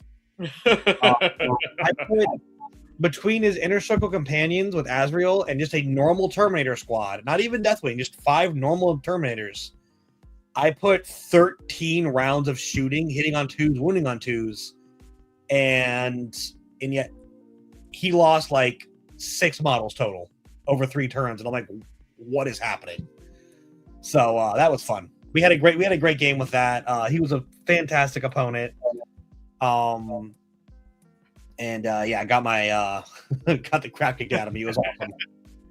Going into round 7. Round 7 was the biggest surprise of the whole event because, again, at this point, some people have dropped. There's 415 of us, so 414 other people. And out of all those people, the FLG gods decide I would get to play Clay. The one person I knew there other than JD. Well, no, even worse, your trip mate, the person you took the trip with. That's even worse. That's even worse because you drove there together. You probably strategized together, talked about the missions and everything together, and then you end up playing against each other. It's just like, I was almost made. Or it's blissful because for higher competitive players, they end up usually being in those positions because they know each other. Like I was telling you. It was a mix of both, for reasons that'll be apparent here soon. Keep watching, it's coming. But first, on the subject of strategizing, me and him, according to my fiance, talked for 11 hours straight about Warhammer on the 12-hour trip up there. In my defense, it was like 8, but it's okay. We did, though. We strategized his list, my list, the missions, the layouts, the potential opponent matchups, all of it. Just all of it. And we basically decided the one list he didn't want to see was mine because his list was a stat check and my list, which I will now tell you, thank you, this is a reward for your patience, was a stat check on the completely other end of the spectrum. I did not run Tyranids. I had a very, lightning in a bottle moment. Angry, I was making a very angry list. Yeah. It's one of those things where like a single pebble moves and like it causes an entire avalanche. For those of you who don't know, the Corn Little Skulls and World Eaters is 505 points, and it's worth most of that point value. Maybe a little less, but most of it. It's so you can't take it as an ally, I think, or something. I don't know. But the CSM Lord of Skulls is only 450 points. So taking 3 of them ends up being 165 points cheaper. And that is insane. So my list was, I took the Soulforged War Pact, which is the Demon Vehicle detachment for CSM, with Vastor, 3 Tech Marines with enhancements, 4 units of 10 Cultists, because they're only 50 points, and that's way too cheap, and 3 Corn Lord of Skulls. And we can maybe do like a list breakdown in a different video, but the basic part of it is the detachment gives demonic vehicles either +1 to wound and shooting, which all of their guns that I took were strength 14, 16 next to Vastor because he makes all their weapons +1 strength. Yep. So strength 16 +1 to wound is wounding anything in the game on 2s. Just insane. And then the melee buff for if you packed is +2 attacks to your characteristic. So they have a strike that's 5 or a sweep that's 15. What up, monstrosities? Thank you, beautiful. You're sexy. And so yeah, that was the list. And the reason I went through my matchups, my Grey Knight matchup was against Banishers with a 4-up to wound, 4-up anti-chaos strat. Then 15 Fire Dragons and Fugue and Eldar. Then I went into Tide and Rail Cannon Monka Tau. Then Hallowed Martyrs with Vol Guns and Castigators and Exorcist Sisters. Followed by World Eaters with Angron and Exalted 8-Bound and Slaughterbound. Into the Dark Angels, which with the anti-4-up maces on the Deathwing Knights. And I left that part of the list. Because he was Gladius, he had a Lieutenant with Fire Discipline and 10 Hellblasters. boy, were those fun. And then my last matchup was into Clay, who ran Plague Legion, and actually did a lot more damage than most of my other matchups. Like Plague Legion is no joke. His list is really fine tuned. I'm not going to give away the sauce because I'm not a dirty snitch, but yeah, if you look at Plague Legion, you're like, oh yeah, it's just a bunch of OC. I'll just use this other stuff to do instead of killing it to win. You're gonna have a bad time. Also, Clay is a fantastic pilot of that list. So yeah, that was my list. The enhancements I had, or I won Warpsmith, and Warpsmiths are just Chaos Tech Marines. Blown up within 3 of a vehicle, give +1 to hit until your next command phase, heal D3 wounds. You can't stack it on the same vehicle. Yep. But the enhancements are ridiculous. I don't think GW accounted for them being used on the Cornwall Skulls. The from least to most important is one of them can move 4 extra inches for a 10-inch move. Very important for early game cleanse and stuff. That's one way to describe it, Clay. That is certainly a descriptor you chose. The next enhancement gives a Feel No Pain to any demon engine within 12 invisible to that particular Warpsmith. 6-up Feel No Pain, so they're a T13, 3-up, 5-up with a 6-up Feel No Pain and 24 wounds that can heal D3 in my command phase. And the last enhancement is a 6-inch aura that says whenever any demon engine keyword unit packs for lethal or sustained, it was always sustained for the reasons I mentioned on the wounding everything on 2s. They also get 4 rerolls to hit, just because. Yeah, it was awesome. My matches were literally, other than my very first one, which was an 11-point loss, all of my matches were pretty much just a mirror of whether I won or lose. If I won, I won in the 90s. If I lost in the 40s, low 50s. And if I won, my opponents lost in the high 40s, low 50s. Or if they won, they beat me in the 90s. So it was very there was a dichotomy there that I noticed. I did go 4-3 though, so I did go positive. And the last thing I'll say about it, in case you have questions or comments, because both of these two gentlemen, they knew about the list before I even submitted it. Because I'm like, hey, this can't be as good as it looks, right? Like this can't work like this. Hold on. He hit me up with it, right? And I'm like, and so I'm on the phone and I'm sitting. It's like 11 o'clock at night, right? I'm half tired, and he's like, what if I just do this? And I was like, huh? And then I was like, I get my first immediate reaction, right? Of like, nah, there's got to be something wrong with that. There's no, and then he starts just talking, and then it goes on, and I'm like, whoa, hold on, wait. And then it starts to piece, and I'm like, dang. I was like, okay, sweet. You got a name for the list yet? And I'm like, you should call it Arby's After Dark. I did almost call it that. What did you go with? It was a quote. It said, I feel like you'd be a lot better at 40K if you didn't play Tyranids. Oh. My fiance after Crucible 2025. That was the name of the list. Yep. Nope. I asked him. This is my roommate. I explained to him how one Lancer without any kind of sustained or rerolls doesn't actually kill one on average, which is an insane thing to say out loud. But yeah, I got 0 practice games with it because life happened the week before and I didn't get a chance to, unfortunately. So getting no practice, just raw dogging this event. Going positive. I'm very happy with that. The wonderful experience, the people, the snow was gorgeous, even though it was freezing by definition. And again, quality time with Clay. Me and him never really hung out before, other than matches, before an event or during matches we played.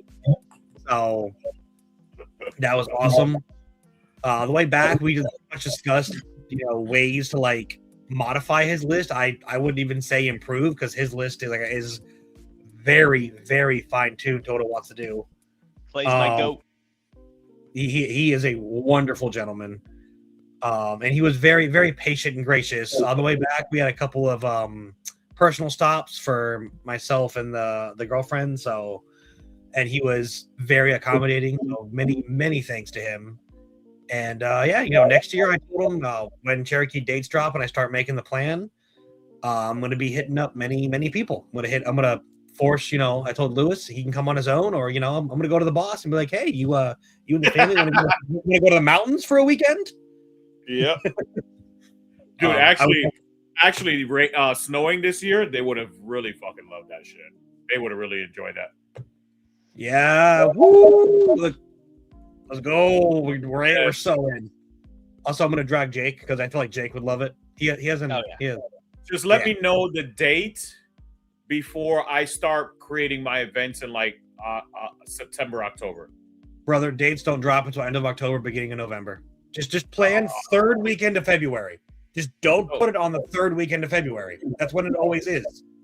Okay, third weekend of February. Got it. All right. Now, live, remember this. Someone clipped this. We couldn't keep tradition, so this year it's last weekend of February. I'm like, damn it. FLG's listening right now still. Just, yep. They're like, write that down.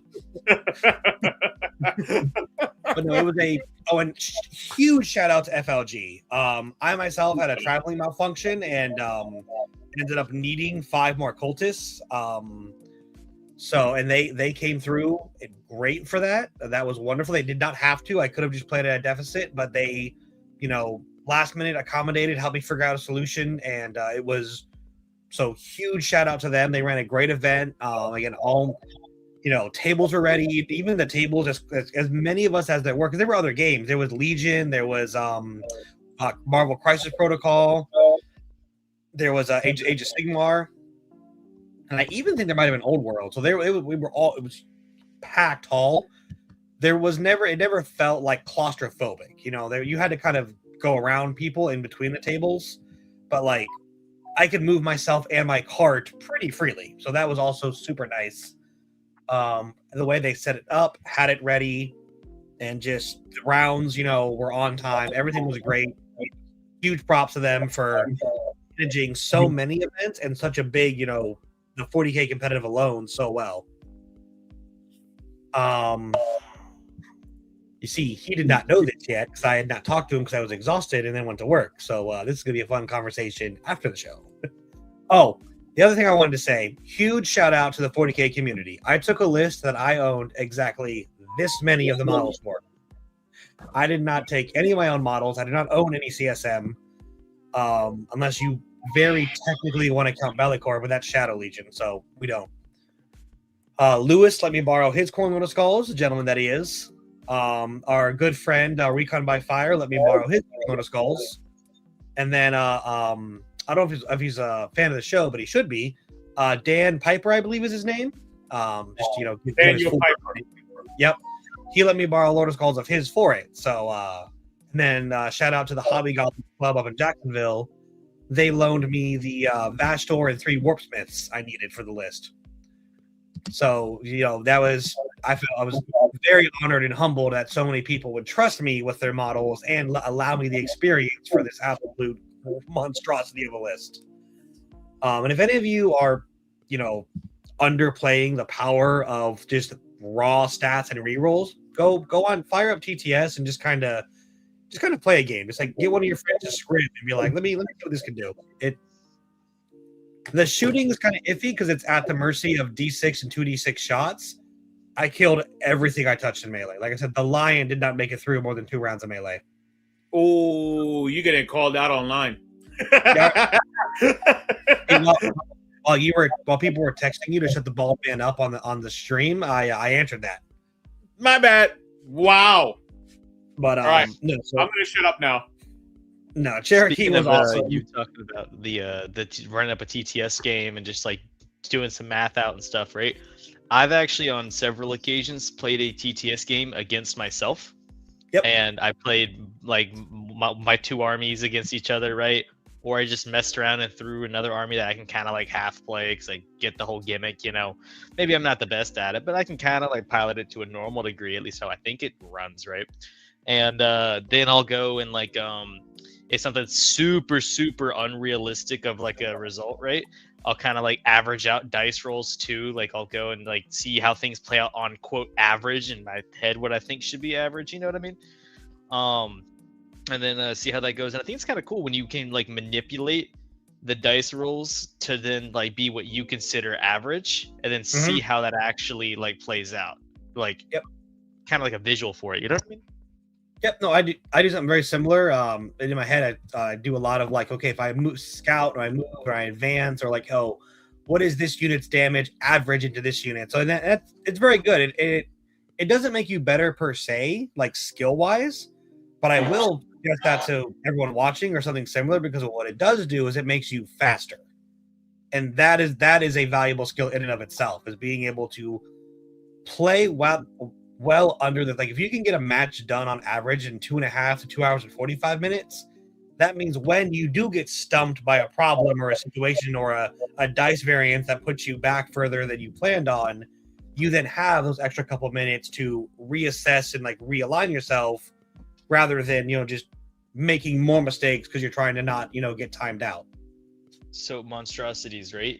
That is the entire point. Yep. You know what you're going to do next turn, right? Because like when you're playing a game of 40k, right, you should try to like have a realistic idea of what your opponent is going to do the next turn, right? And then you shape out your turn accordingly, right?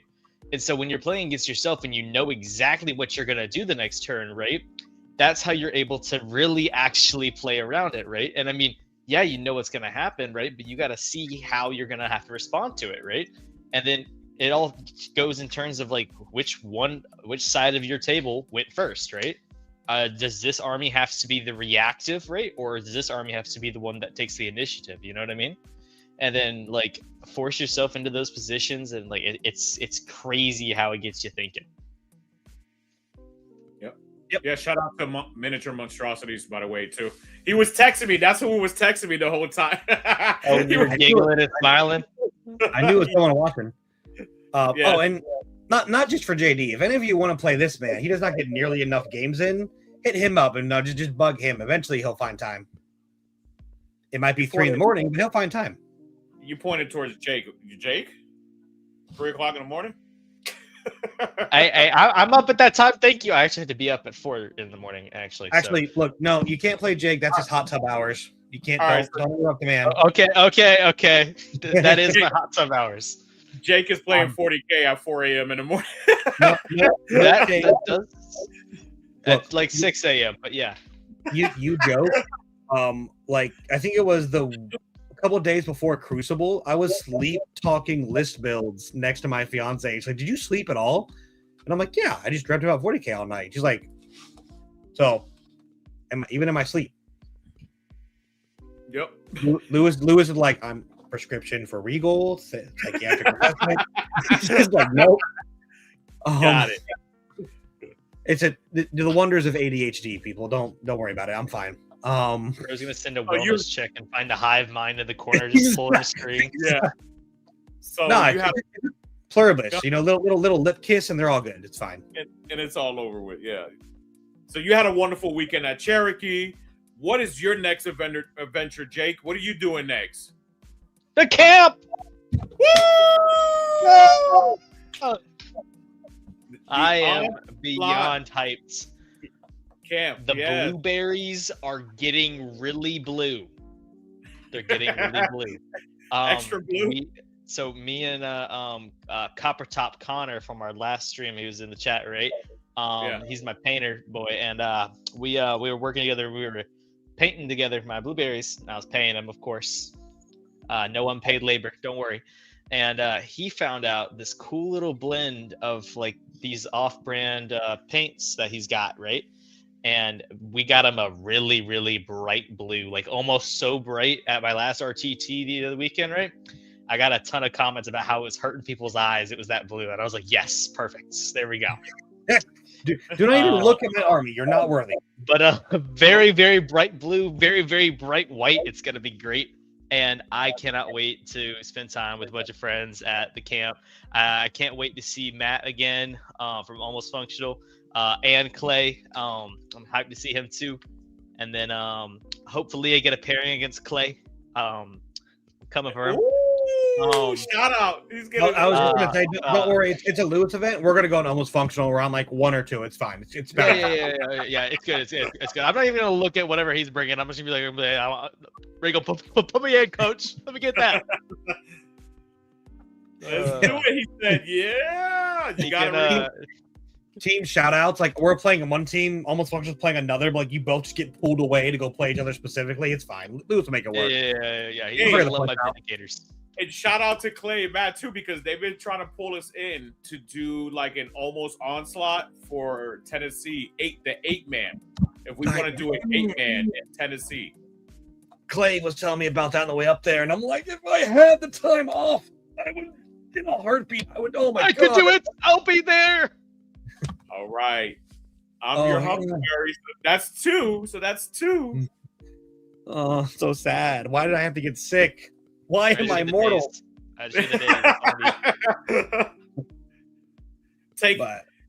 Listen, man, you gotta call in dead from now on. That way, it doesn't take away your sick days. You say that, but I have been written up for taking the approved bereavement I had to take once before, so that might not even work. they tried, but no, it was awesome. I'm super excited for the camp as well. I'm actually going to be getting with the team I have put together here over the course of the next week or two with going over missions and layouts. Yeah, it's going to be fun. I'm excited for the event. I'm excited for the volleyball, for the lake. I will be canoeing on the lake. Alligator be damned, because 1, I'm not a coward, and 2, I love reptiles. And 3, I just don't have a healthy sense of fear. So we are getting up on that. Mr. Mayo, what up? Clay, we're running up the dodgeball too. Dodgeball call out. Who would that be? That be Mr. Hellman? Oh, dude, I'm not even gonna go with my opponents. I had the World Eaters player. Actually, there was a thing that came up that was a bit weird. It was forgotten, but like it wasn't too far gone to make it right. And it wasn't gonna have like a super impact, but it would have changed the game state a little bit. So he was like, "Hey, let's just 4-up it." Or like flip a tail, like heads will go your way, tails will go my way. And I'm like, sure. And it landed heads, and it was whatever. But I'm like, nah, none of that at this event. We have a disagreement. Dodgeball court, me and you. Pause the game. Dodgeball, first one out, loses, doesn't get it. Let's go. You go. So come to my team. You're solving disputes with dodgeball. See, y'all don't know it, but I'm a goalkeeper at soccer. Look, I'm confident that I can take any one of y'all's in dodgeball. Mm-hmm. You know, You throw anything my way, bang! Get out of here. So, for those of you here last time, I told you that this man is like my spiritual brother. I was a striker in soccer. The exact opposite of a goalkeeper. Wouldn't score on me though. Won't score on me though. You know, historically speaking, you are correct. I am 3-0 into this man, so I am not going to talk now. Listen, you're gonna have to play on the Friday the 13th little walking bridge that they have right on top of the lake with the one gator there. And then whoever... You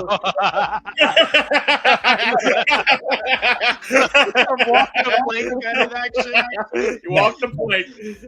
Oh no, dude, we gotta get it going. I guess it's like Western music, and the paid actor tumbleweeds gotta like let's go across. We just gotta sit there. We just sit there. I'm sitting there, just waiting. He's sitting there with the ball, getting ready. I'm gonna need you guys, if the gator is just sunbathing on the banks, to keep me away from line of sight of the lake, because I'll go pet it and my friend will have a heart attack. If you can dodge a wrench, you can dodge a ball. If you can dodge a gator, you can dodge a ball. Forget the wrench. Yeah. In all seriousness, if anyone going to the camp, please be safe, because it is a gator and it will bite you if you get too close or agitate it. Like joking aside, do not mess with the wildlife. They'll win probably. No, yeah, stay the hell away. The nails are biting. Then you me and Lou were like, no, PSA, be safe. Jake's like, bitches. You won't. The nails are biting. And then you just see me on Tuesday, right? Because I believe we You have a just show. jump in there. Yes, exactly. On the Tuesday, Rigo has a video of me just, a gator in a headlock. The nails are biting. The nails. Gator tries to death roll Lewis. Lewis is death rolling the Gator back. This is the part of the show that goes off the rails, folks. So if you're new here, stay an hour and 45 minutes in. We get to hear. This is Florida, baby. We got gators everywhere. But seeing as how it is the Onslaught show, yep. Would you like to give some details about your team event? We've said and talked, but for anyone that maybe might not know and might be curious with, say they get a taste of ATC and want more. Well, is there something else they could go to quench their thirst?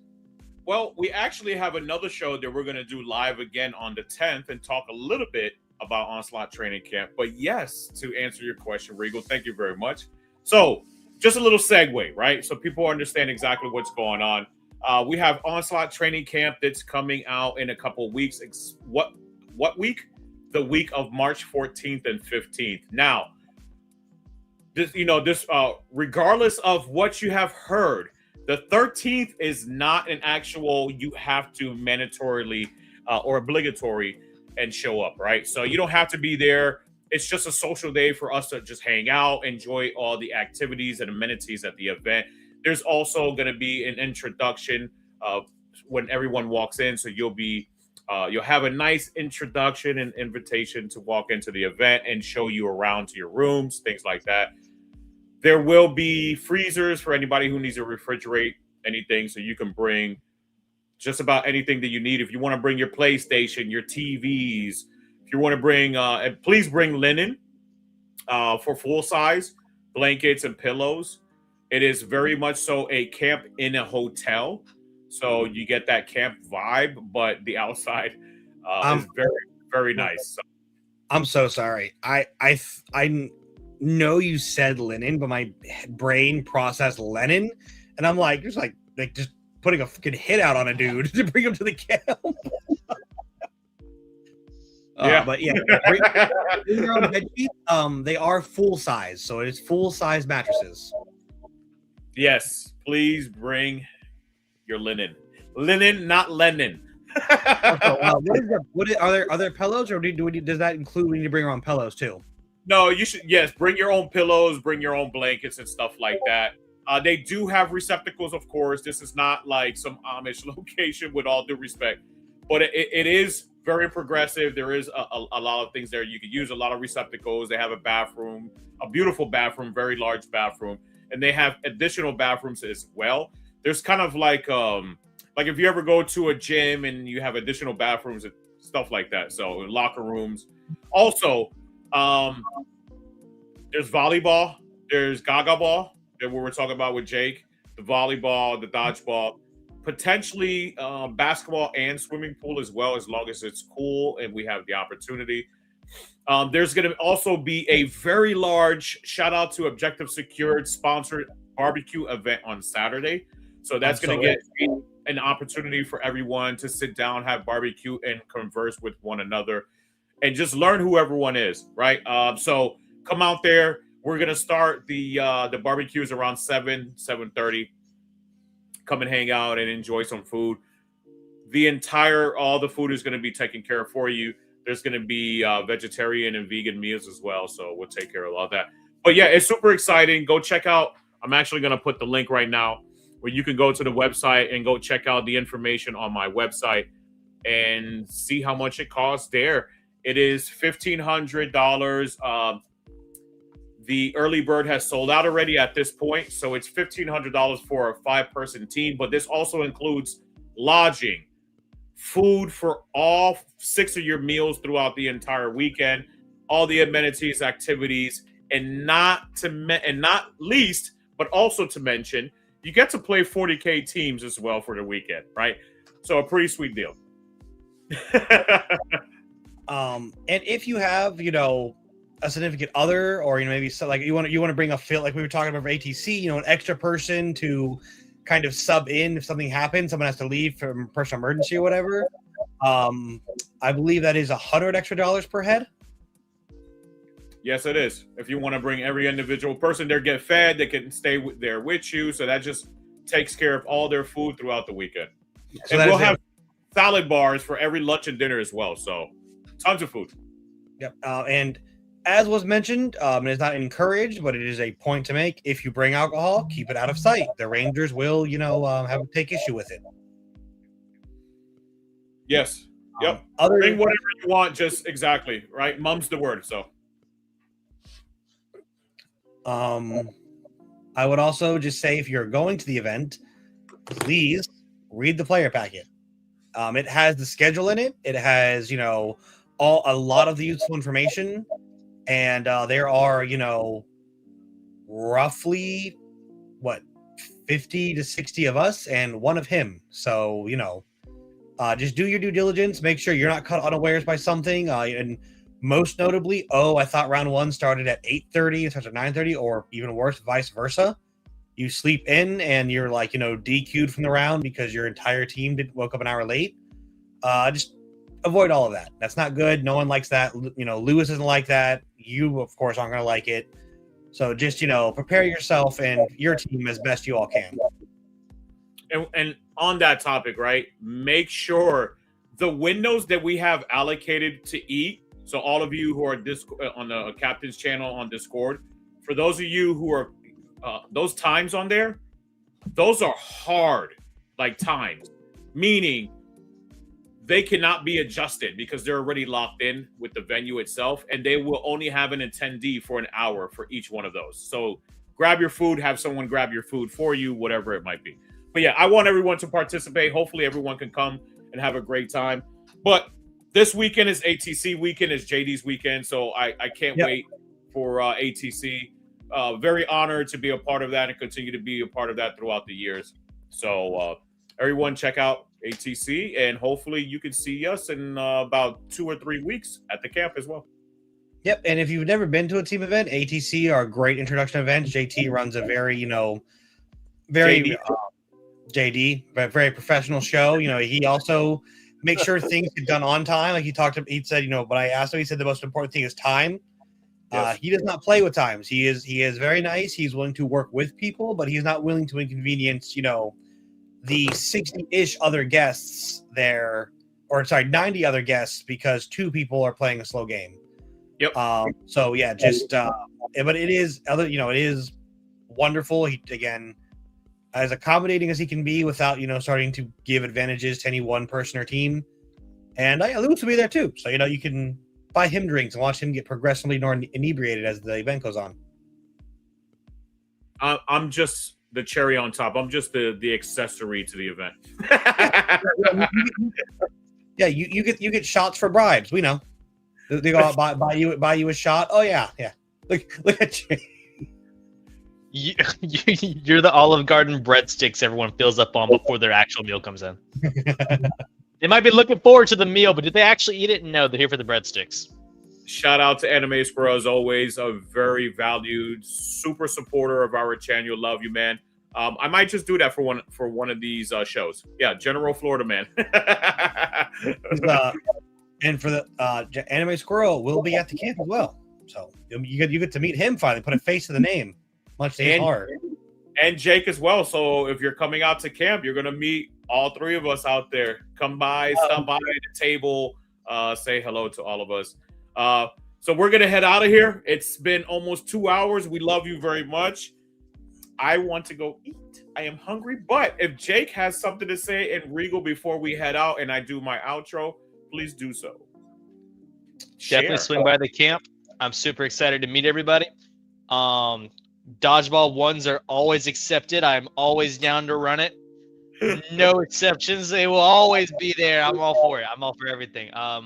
Hopefully, as much as I know that Lewis and Regal is, I hope that I'm just as approachable as these 2. I promise I'm not mean. If I am grouchy, I just haven't had my caffeine yet. Okay? Trust me. I keep it on deck. I'll have it shortly. I've heard rumors. Yeah, no, I'm super excited. I'm gonna get there basically whenever we're allowed to go through the gates Friday. I'll be there. So if any of you are looking for an exhibition game or just to chat it up, again, dodgeball, volleyball, this weird quad ball, kick, wall ball game. I'm so like I'm in for all of it. Throw me a challenge, I'll take it. It's fine. I don't care if I lose. I'm there for the I'm there for the vibes, the memories. So many things to do there. Oh, hey, when is the Onslaught camp picture of all 100 of us in front of the building or whatever? That barbecue. Saturday night, people don't go to bed early. Do the picture. Yes, Hey, please. spooky stories around the campfire, Lewis. I'm still looking forward to it. You got to tell the first one. Yes, I will. I'll have it ready for you, brother, and everyone else. I got dibs on the first one. You got dibs? Okay, you can set it up. Okay, got it. I'm gonna go over my roles at Cherokee. I told Lewis about it earlier on the phone. But other than that, I'm good. Thank you all for joining us. Yes, Mr. Mayo, punchies. I'm well familiar. I have many older cousins. We can play punchies. But